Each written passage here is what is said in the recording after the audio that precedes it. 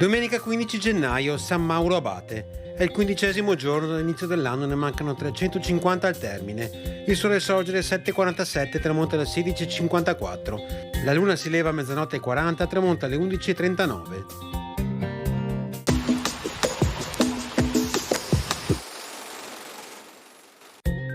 Viene ordinata la costruzione delle procuratie nuove in piazza San Marco, demolendo a tale scopo l'ospedale di San Marco. La memoria di quest'ultimo resta nei quadri di Gentile Bellini.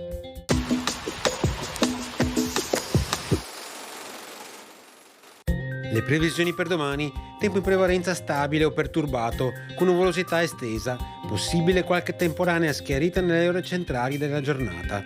Precipitazioni nella notte fino al primo mattino, precipitazioni sparse, con limite della neve in calo fino a fondovalle sulle Dolomiti, 700-800 metri sulle Prealpi. Nel corso della mattinata precipitazioni in esaurimento con residui fenomeni locali. Nel pomeriggio sera ritorno delle precipitazioni più modeste e sparse sui rilievi e un po' più diffuse sulle zone di pianura. Limite della neve in lieve calo nel pomeriggio sera, localmente a quote collinari. Temperature, valori stabili e un lieve aumento in pianura, sulle zone montane minime con variazioni di carattere locale e massime in calo.